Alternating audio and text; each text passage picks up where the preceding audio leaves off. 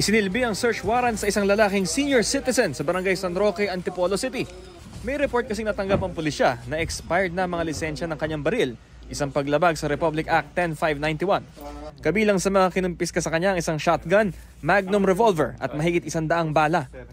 Naghihigpit ngayon ang pulisya laban sa illegal possession of firearms bilang paghahanda sa eleksyon 2025. Ang PNP ay mas lalong papaigtingin ang aming campaign against yung mga unregistered firearms na katulad nito dahil po paparating po ang eleksyon ng 2025 at isa ang pag-account ng mga rehistradong baril, no, at mga unlicensed at unregistered upang masiguro natin na mas mapayapa na tatawid natin ang susunod na midterm elections.